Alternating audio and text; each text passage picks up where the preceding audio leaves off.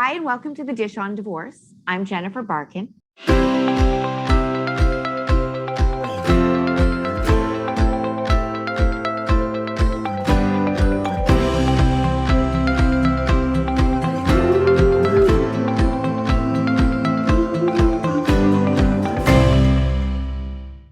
And today I have a guest who I used to be a classmate with.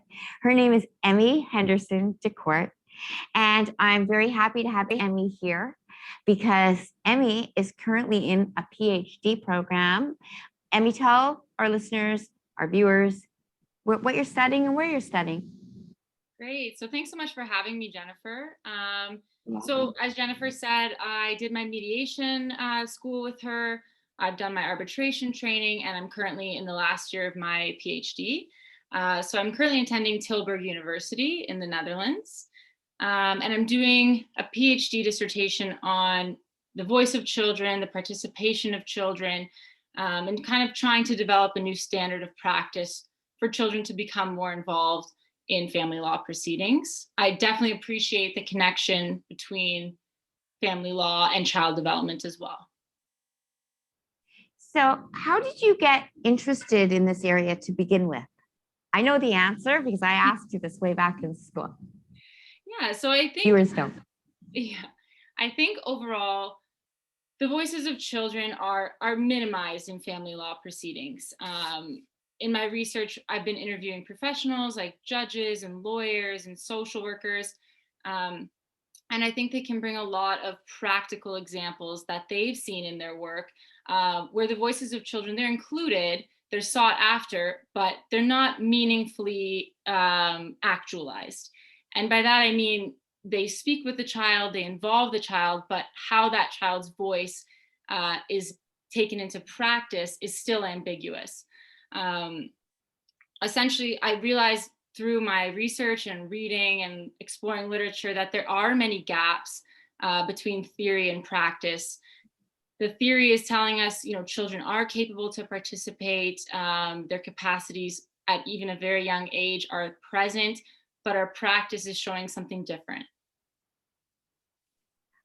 So when you talk about bringing in the children's voices, here we have a couple of stipulations. One being, it's a voluntary practice to get the voice of the child, which is generally a therapist who's trained in interviewing children, conducts the voice of the child report. It's part of ADR, alternative dispute resolution. Parents have to agree to get the voice of the child. The child or children of that family have to be on board. So there's this recognition that we have that children's voices should be heard when it comes to decisions, that are made for their lives. But if the parents aren't on board, their voices aren't heard. And then it's really unclear what age is appropriate. Are we looking at a chronological age, Emmie? Are we looking at a developmental age? What should we be looking at? Right. And I think that's the tricky part, because we have this almost deeply instilled ideology that, children's developmental age should match their capacity, when, evolving developmental psychology doesn't agree with that. Children as young as 3 can express themselves if given the appropriate methods of doing so.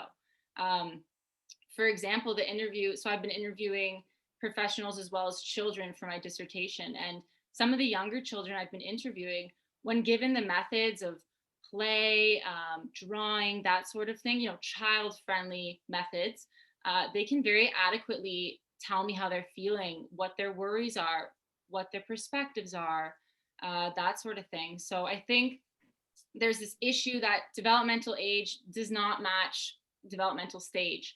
And that's a shift, I think, as practitioners in both child development fields and family law fields need to kind of evolve. So what are the gaps that you're seeing in research and in knowledge between the judges, the lawyers, the family mediators, the therapists? What should we know? What don't we know? Right. So I think a huge one we just covered is the dependence on age and capacity. Even in the United Nations Convention on the Rights of the Child, Article 12, for example, there is a clause that essentially states children can participate depending on their capacity. And then that provision sort of stops there. It's not explored. Well, how can we explore their capacity? How do we know if they're capable, if they're younger, that sort of thing. So I think that's one large gap. And I also think how these children are participating, that's another gap. So as I said, sometimes the current model is a lawyer or a judge or a social worker might meet with a child once or twice. And I think developmental psychology will tell us that's not enough to build rapport, to gain insight into their capacities, that sort of thing. So it's embedded within children's rights to give them those opportunities to show their capacities. So in the voice of the child, training, it's really, they're saying, okay, so you're going to meet with each child once, twice, maybe 3 times. So you're saying that's not enough. Yeah, I would argue it's not enough. And again, if we're looking at why these gaps exist, it's no fault of the individual practitioners. I think it's more of a systemic issue that we have these time limitations in family law proceedings. There's many moving parts. You'd like to interview the parents. You might need to do some psychological evaluations. There's the financial element. So there's these moving parts, but I think the children are very much part of the process. And rather than just including their voice, we need to actively be including them throughout the process. And parenting time, decision making, all of these things. In a Voice of the Child report, therapist is writing verbatim the child's words, right? It's not an interpretation of the children's words. It's this is what the child said, and you're giving the exact words. Then you go over with the child. Are you okay with me taking this information back to your mom and dad before you can bring that information back, right? So are there any problems with interpreting what the child has said? Lawyers for 2 sides may see things very differently or use things to favor one parent over another. Right. And I think that's tough. And again, I think that's kind of an embedded ideology that a child's voice should be taken verbatim, but how that's translated to the parents, especially in a high conflict separation, is tricky because there's loyalty issues, those sort of things. So again, I think these are tough questions, but questions that as researchers, practitioners, that sort of thing, we need to come together and think, what is the best practice to do something like this, to support children, to make them feel heard, but also safe. But yeah, I think in terms of reiterating what children are saying, it is a tough balance between respecting the child's voice, but also, passing along that information. For sure, that's a tricky element. And judges often can be in their role that don't even come from a family law background. Right. I would think that would even mean that less understanding about the kids, right? And nowadays they're saying, let's look at the best interests of the child, the best interests of the children. For me, that's a very vague statement. To me, that just opens so many cans of worms because you and I could both be parents, and what I think our child's best interests, you may differ depending on your upbringing, your value system, your culture, your beliefs, so many different things. So what does that even mean? Yeah, I agree. The term best interest is very subjective. And I think it lacks kind of a universal agreement. In fact, upon a lot of my research, I found that even when delegating the UNCRC, the Convention on the Rights of the Child, many parties involved thought best interests needed more development. And then, as you mentioned, another set of individuals who, helped form that said, no, it's kind of fine the way it is. So I think, as you said, it is very ambiguous. It gets kind of used and suggested without really a deep meaning attached to it. And I think the biggest issue is it's often an adult who is deciding what the best interests are of a child or passing on what the best interests are. So I think it's tricky, but the term is so important and so meaningful, yet it presents itself as so ambiguous. So I think, for example, in my research, I started to suggest a shift in the term of best interest because it is kind of muddied in terms of what does it mean? What does it consist of? So I suggested a new term called top thoughts. So it's something that— What's it called? Top thoughts. So a child's top thoughts.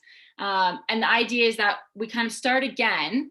It's based upon the same best interest standard, but the language is more child friendly and helps them to express their best interests with their own language, their own examples, their own experiences, and again, using child-friendly methods, right? Because it's difficult to just ask a child, what are your best interests?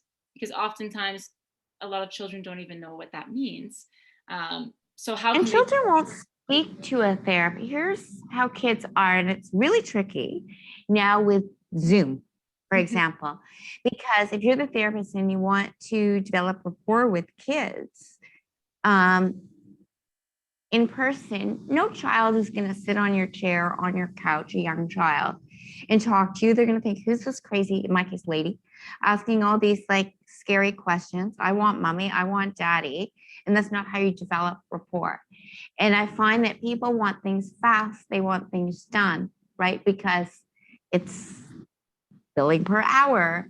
But really, like if I'm going to work with kids, I want to know from parents, what are your child's interests? I don't want to make assumptions. I want to know what your particular child's interests, what do they like to do? Do I need to color with them? Do I need special stickers? Do we need to play, imaginary play? What is it? And Zoom, if you want to work with kids, I really feel that every therapist who's working with kids over Zoom better get creative, right? So I don't know if you know what a boondoggle is. It's a type of like plastic rope. Like I'll teach, 10-year-olds these stitches that I learned in camp. And we'll spend a few sessions doing, whether we're playing Pokemon or doing boondoggle, whatever it is, just so that they know, like, I'm really not, well, I might be the old lady, but I'm not that bad. And that they feel comfortable speaking. Right. Yeah, it's so important. And going off of that, it's not to say the parents don't know what's in the best interest of their children, because they love them, they care about them, they know everything about their lives. But it's almost another source of information. So you have the mother's opinion on the child's best interest, and then you have the father's opinion on the best interest, and then you have the child's opinion, and you have kind of these three different expressions to consider. And I think it just looks a little different on how we gather these children's best interests. As you said, we need to get very creative, but they're just as important. So what sort of recommendations do you think would make things better? What would make the system work better so it wouldn't be so ambiguous? So, the lawyers are going to understand that children have rights, and the judges are going to understand children's needs, and so that things could just work better. What would you suggest? So I think we do need to introduce some new methods, some child-friendly methods. I think we have some traditional tools and standards that we rely upon. But I think now what we know about child development and child psychology is that we need to meet these children where they're at to effectively get their voices across and in turn allow them to meaningfully participate. So I think the methods we're using kind of need to be evolved. I also think, as I mentioned earlier, like a switch in ideologies as well, that rather than assuming children are incapable and need us to tell them what they need to do or need us to relay their best interests, we need to start considering them as the experts of their own lives. And again, developmental psychology supports that, because nobody knows more about a child's life than them. And then I think finally a big one is also language. So as I said, the research I've been doing with younger children has been surrounding the language in the UNCRC, and a lot of the children don't even know what the terms mean. So it really begs the question, how can these rights be effective for children if they're not quite even understanding the terminology? So I think just a more child-friendly approach needs to start to be talked about and like implemented into our practice. So would you recommend that like a new training gets developed, let's say, for mediators, for lawyers, for judges, just so that there's an awareness of how we can all do better? Yes, I think training is essential. I think many of the judges and lawyers I interviewed wished that they had more child development education, so they could help the children participate better, and vice versa. A lot of the child development experts are saying, well, I can hear the child's voice, but how can I help put that into a court setting? So I think this bridge between professionals can be improved through training. Definitely. I also think a new kind of standard. So any assessments or evaluations we're doing should meet a rights-based standard, so we can ensure that, you know, children's voices are being actualized and we're not just hearing them and it stops there. We need to kind of further take the next step to place them, you know, their voices as very important and very meaningful. I think if we shift that theory, then our practice will also shift as well. And sometimes with children's voices too, right? I just see in a highly contentious situation, parents using certain pieces and ignoring the others. So for example, my 3-year-old may say, I want to spend more time at mom's house because she doesn't make me eat the yucky green things on my plate and I get to have my ice cream. And that parent who's highly contentious will say, see, she wants to spend more time with me. Right. Yeah. And the intention of furthering the voices of children may not necessarily be like based on decision making, and it's not to say a child's involved so their voice will highly influence the decision. It's just almost another piece of information for these legal professionals to have, so that they know that the child's voice is there. I remember one judge was saying, you know, it's very easy to forget there's a child involved because you're hearing this high conflict, you know, issues, constantly hearing them, having 4 or 5 like court sessions, and not once is the child present in front of the judge. And he mentioned it's so easy to forget that there's a child involved. So hearing something like that, I kind of inspired me to continue to, you know, how can we safely, justly place the child's voice in the courtroom? And again, it's not to influence decision necessarily, but I think it's really embedded in their rights to be involved. Mm-hmm. So before we were filming, you mentioned you're doing a little writing. Yes. Sorry, so the publication? Yes. Yes. So I did just recently was published in the International Journal of the Rights of Children. I think it's a very— Congratulations. Thank you very much. Yes. I think it's an important piece because it relates, as I said, starts to form that bridge between practice. I think it's the child development with the theory and trying to begin that bridge of practice. So it's definitely, it's open publishing, so you can check that out for sure. And what's it called? And how would people find it? So it's in the International Journal on the Rights of the Children. Under your Yes. name? Under my name. Medical? Excellent. Excellent. Well, thank you for joining me on a Sunday and taking time away from your weekend. You're doing wonderful research and research that's really needed.